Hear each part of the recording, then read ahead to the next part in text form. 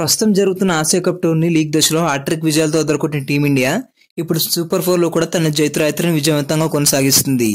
నిన్న జరిగిన India versus Pakistan మ్యాచ్లో టీమిండియా సమిష్టిగా రాణించి 6 వికెట్ల తేడాతో మరోసారి పాకిస్తాన్ని చిత్తుగా ఓడించింది.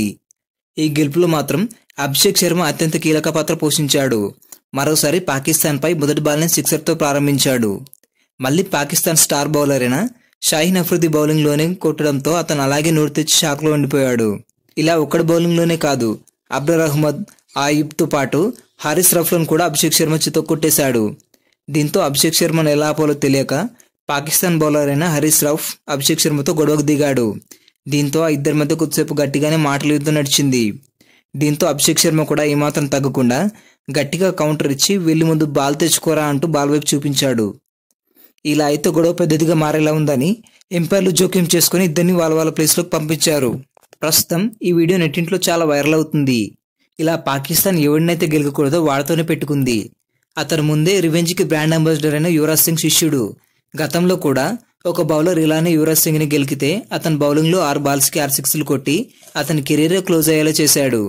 ఆ సంఘటనని క్రికెట్ ప్రపంచం ఎప్పటికీ మర్చిపోదు. ఇప్పుడు కూడా సేమ్ అలానే పాకిస్తాన్ బౌలర్ ఇలా అతని ప్రియ శిష్యుడితో పెట్టుకున్నారు. అందుకే ఈ విషయంలో కూడా అభిషేక్ శర్మ గురువుకి ఏమాత్రం తక్కువ కాదని పాకిస్తాన్ బౌలర్స్ అందరినీ ఊచకోత కోసి వీడితో ఎందుకు పెట్టుకున్నాంరా బాబు అనేలా చేశాడు. ఈ దెబ్బతో ఇండియా ప్రతి ఓవర్లో 10 పరుగుల కంటే ఎక్కువ రన్స్ చేస్తూ వచ్చింది. ఈ మ్యాచ్ అయిపోయిన తర్వాత కూడా ఇంటర్వ్యూలో అభిషేక్ శర్మ గొడవ గురించి మాట్లాడడం జరిగింది. ఈ ఇంటర్వ్యూలో అతను గెలికితే ఎలా ఉంటుందో క్లియర్ కట్గా అభిషేక్ శర్మ వివరించాడు.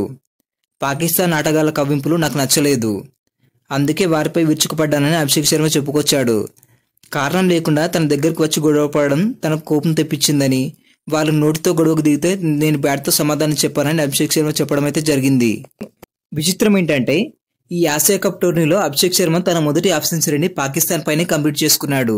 అది కూడా కేవలం 24 బంతుల్లోనే. ఈ దెబ్బతో అభిషేక్ శర్మ 2 అరుదైన రికార్డులను తన ఖాతాలో వేసుకున్నాడు.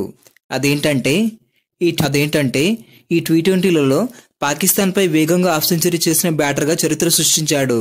అంటే ఇప్పటి వరకు పాకిస్తాన్తో T20 మ్యాచ్ ఆడినప్పుడల్లా ఏ ఇండియన్ బ్యాటర్ కూడా ఇంత తొందరగా 50 రన్స్ కొట్టలేదు. అలాగే సిక్సర్లు కొట్టడంలో ప్రస్తుతం అభిషేక్ శర్మకు పోటీ ఎవరూ లేరు. మొత్తం 39 బంతులు ఆడిన అభిషేక్ శర్మ 5 బౌండరీలు 5 సిక్సర్లతో 74 పరుగులు చేశాడు. ఈ మ్యాచ్లో కొట్టిన 5 సిక్సర్లతో ఈ చిచ్చర పిడుగు బ్యాటర్ మరో ప్రపంచ రికార్డును కూడా తన ఖాతాలో వేసుకున్నాడు. అదేంటంటే ఇంటర్నేషనల్ T20ల్లో అత్యంత వేగంగా 50 సిక్స్లు బాదిన వన్ అండ్ ఓన్లీ బ్యాటర్గా చరిత్ర సృష్టించాడు.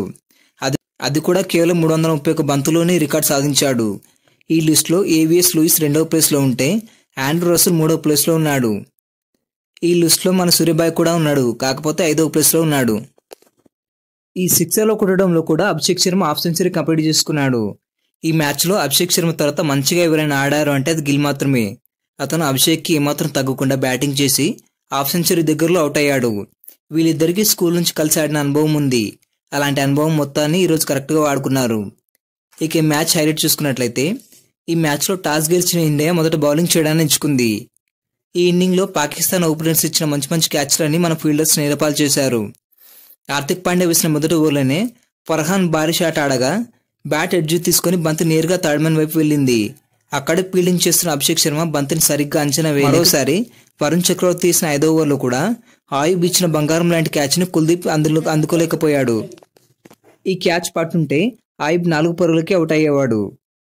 ఇలా పవర్ ప్లేలోనే 2 క్యాచ్లు నిలపాలవడంతో పాకిస్తాన్ మంచి స్టార్ట్ అందుకొని 55 పరుగులు చేసింది.